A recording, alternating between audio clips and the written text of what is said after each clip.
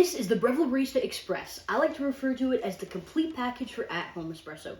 This machine is a beast. Breville has done an excellent job putting this machine together, giving you something that's going to brew great quality espresso on a not horrible budget. It's not quite pro-consumer level, but for beginner to intermediate coffee and espresso drinkers, the Breville Barista Express is the machine that will take your coffee game to the next level. While the Breville Barista Express is capable of making some really solid espresso and doing an excellent job with milk-based drinks, straight out of the box, it's not the perfect machine. But I do think that's fair. Breville's main concern is obviously inside the machine, providing the technology to help take your espresso game to the next level on a pretty nice budget. So some of the tools and accessories that come with it are a little bit lacking.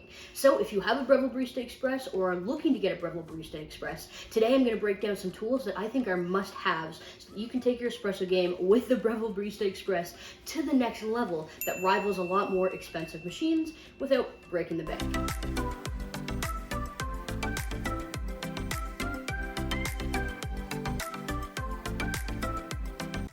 Now, before we dive into the tools, remember to pick up a good quality bean that has been roasted for espresso from a specialty coffee roaster. If you want to up your espresso game, you have to start with good beans. Our first tool is going to help us reduce some mess. This is a 54mm dosing funnel. While having the built-in grinder on the Breville Barista Express is handy, it can be extremely messy. Adding a simple dosing funnel that fits right on top of your portafilter will help eliminate the overflow of coffee grounds while dosing into your portafilter. Eliminating this overflow will help you reduce mess, waste, and in turn will result in a much more consistent dosing weight. Next up, I think is probably the most important tool outside of a grinder for making good espresso at home, and that's a distributor and tamper combo. The Breville does come with a tamper, but it's pretty flimsy and not going to give you the best results, and there's no distributor. Specifically for the 54mm, there's two options that I would highly recommend. The first is simply a heavily weighted and adjustable 2-in-1 palm tamper and distributor. The second is a spring-loaded tamper and distributor. Now, the ultimate goal in this stage is to ensure you're getting a level and compact puck so that you can get a nice, even extraction when you pull your shot. A good, consistent, even tamp is crucial to pulling a good espresso shot, so I highly recommend spending a little extra to up your tamping game. The biggest difference in these two is that the spring-loaded one will ensure you're getting a consistent pressure, while the weighted palm tamper requires more pressure effort from you, but yields equally consistent results. So it really just comes down to preference and which one you think you're going to like more.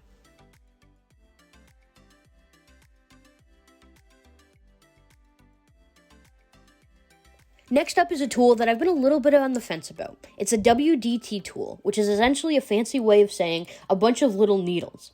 Now, disclaimer, the one I'm using here and demonstrating is a little bit too big, so I would recommend you find one with thinner needles. Like I mentioned in the first point, the built-in grinder is not without its faults. One of those is that it often leaves large clumps of grounds, and those are not ideal and often lead to channeling when you're pulling your shot. Having a WDT tool or even a simple needle that you can go through the clumps and break them up without introducing any new air pockets can and will make a huge difference when you extract your shot. Even with my current WDT, where the needles are a little bit too big, you can see a major difference in the grounds that are left with the clumps and the grounds that have gone through with needles. I think the WDT tool is especially helpful and crucial if you're going to stick with the Breville Barista grinder. If you're going to upgrade to something fancier, you might not need the WDT as much, but if you're sticking with the built-in grinder, you're going to deal with a lot of clumps, and that's something that's going to lead to bad espresso shots. Next up is one of my favorite accessories, and one that I really recommend every Breville Barista Express, or even espresso machine owner in general, pick up, and that's a bottomless portafilter. For a long time, the 54mm Breville didn't have an option for a bottomless portafilter, but today there's a few different options on the market, and they're pretty handy. Whether these make a big difference on their own or not is debatable. I personally think the espresso tastes a little bit more smooth with it. However, it is specifically designed and intended to help you diagnose issues that are occurring during your espresso shot. Traditionally, the Breville comes with a 2-sprouted portafilter, which is great, but often it leads to issues going on in your shot that you're not even aware of. The bottomless portafilter, on the other hand, leaves everything exposed. As you can see in this shot, there's quite a lot of splurting and a little bit of channeling going on. This is coming either from bad puck prep or grinding issues. But by being able to see this during my shot, I know what to adjust next time to hopefully get a better shot. Now, bottomless portafilters can be quite frustrating, so be prepared for that. They're brutal. They don't hide any secrets. If there's a mistake in your puck prep, it's gonna show here. So be prepared for that. But when you do nail and get a beautiful shot, it's super aesthetic and it's really fun to watch, and throw it up on Instagram. People will love to see it. Now, the last tool that I'm going to recommend is specifically helpful to those of you who drink milk-based drinks, and that's a milk pitcher. Again, the Breville Barista Express comes with one, but the spout on it is not ideal for pouring proper latte art. Now, latte art is not exactly my forte, but I still like to pretend I know what I'm doing, so I would recommend picking up one that is larger in size and has a better, more pointy kind of spout, so that you can take your latte art to the next level and get better at pouring. Honestly, if you don't have the right size or the right spout, then your latte art is just not going to work out properly, so definitely recommend getting another one. What an amazing tasting latte.